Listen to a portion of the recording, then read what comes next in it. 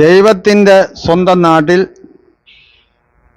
ആത്മഹത്യകൾ കൂടി വരികയാണല്ലോ.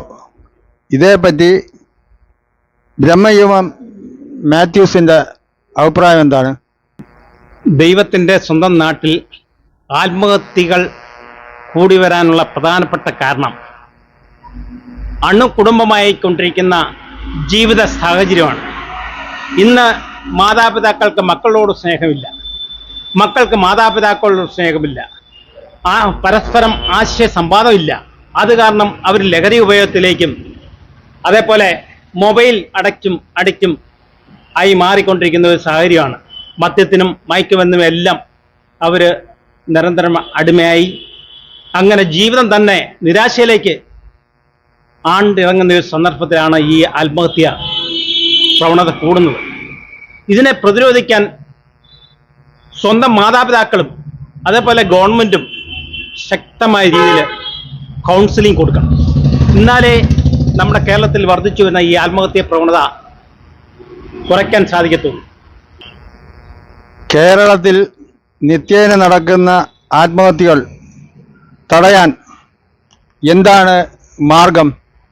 നിത്യേന നടക്കുന്ന ഈ ആത്മഹത്യകൾ തടയണമെങ്കിൽ സ്വന്തം വീട്ടിൽ നിന്ന് തന്നെ കുട്ടികൾക്ക് അവബോധം കൊടുക്കണം. അതിനോടൊപ്പം തന്നെ അവർ പഠിക്കുന്ന സ്കൂളുകൾ ഒരു പാഠ്യവിഷയമായി തന്നെ ഇതിന് പ്രാധാന്യം കൊടുത്തുകൊണ്ട് ഒരവർ നമ്മുടെ ജീവിത നിലവാരം, കുട്ടികളുടെ ജീവിത നിലവാരം എങ്ങനെ മാറ്റാം, ലഹരി ഉപയോഗം എങ്ങനെ കുറയ്ക്കാം, അതേപോലെ മൊബൈൽ ഉപയോഗം എങ്ങനെ കുറയ്ക്കാം എന്ന സ്കൂളിലും അതേപോലെ മാതാപിതാക്കളും എടുക്കുന്ന ആ ഒരു തീരുമാനത്തിനോടൊപ്പം തന്നെ ഗവൺമെൻറ് കൂടി ഇവർക്ക് ശക്തമായ രീതിയിൽ കൗൺസിലിംഗ് കൊടുത്തു കഴിഞ്ഞാൽ ഒരു പരിധിവരെ നമുക്ക് ഇതിനെ നിയന്ത്രിക്കാൻ, ഈ ആത്മഹത്യ പ്രവണത നിയന്ത്രിക്കാൻ കഴിയും. കേരളത്തിലെ വിഷാദ രോഗികളിപ്പം കൂടി വരികയാണ്. ഇതെന്തുകൊണ്ടാണ് ഇങ്ങനെ അടിക്കടി ഈ വിഷാദ രോഗികൾ ഇങ്ങനെ കൂടാനുള്ള കാരണം എന്താണ്? വിഷാദ രോഗം കൂടാൻ കാരണം അമിതമായിട്ടുള്ള ചിന്ത അവരുടെ മനസ്സിൽ ആഴത്തിൽ വേരുവന്നിരിക്കുകയാണ്.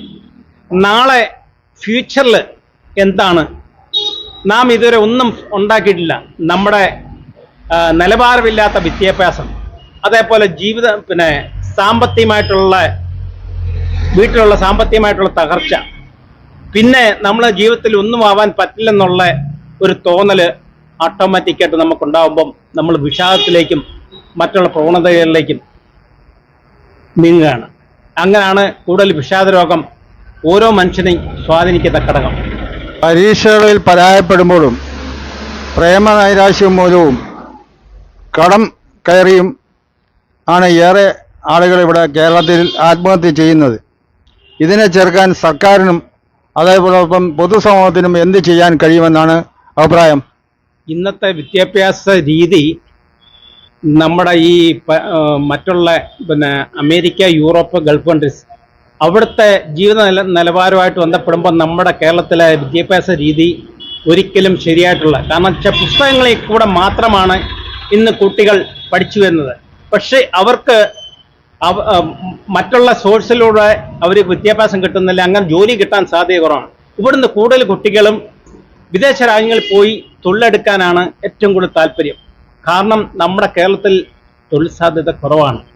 അതുകൊണ്ട് അവർ മറ്റ് രാജ്യങ്ങളെ അപേക്ഷിക്കുന്നു. അവിടുത്തെ ജീവിത നിലവാരം വളരെ ഫാസ്റ്റാണ്. അതിനനുസരിച്ചാണ് ഇന്നത്തെ കുട്ടികൾ കൂടുതലും അങ്ങോട്ടേക്ക് വിദേശ രാജ്യങ്ങളിലേക്ക് അവിടെ പോയി, കുറച്ച് കുട്ടികളെങ്കിലും അവിടെ പോയി പഠിച്ച ശേഷം അവർ അതിനോടൊപ്പം ജോലി ചെയ്ത് അവിടെ തന്നെ ജീവിത നിലവാരം കൂടുതൽ അവർ സന്തോഷിക്കുന്നു, അതിനകത്ത് സന്തോഷം കണ്ടെത്തുകയാണ്. അതുകൊണ്ടാണ് നമ്മുടെ ജീവിത നിലവാരം കുറേ കൂടെ മാറ്റണം. അതിന് ഗവൺമെൻറ് കുറേ കാര്യങ്ങൾ ചെയ്തേണ്ടതാണ്. Thanks mister Bramayugam Mathews. ഇങ്ങനൊരു അഭിമുഖം സംഘടിപ്പിച്ച റേഡിയോ വെൻസിയറിൻ്റെ മാർക്കറ്റിംഗ് വിഭാഗത്തിലുള്ള സുബിൻ നാരായണൻ ഒരു 10-14 അവാർഡുകൾ പുള്ളിക്ക് കിട്ടിയിട്ടുണ്ട്. പുള്ളി ഈ മീഡിയ രംഗത്ത് പഴക്കം ചെന്ന ഒരു വ്യക്തി കൂടിയാണ്. ഈ റേഡിയോ വെൻസിയറെ ഇങ്ങനൊരു അഭിമുഖം നമ്മൾ ചെയ്യുന്നതെന്ന് ഞാൻ വളരെ താങ്ക്സ്. ഞാൻ നിങ്ങളുടെ സ്വന്തം ബ്രഹ്മയുഗം മാത്യൂസ്.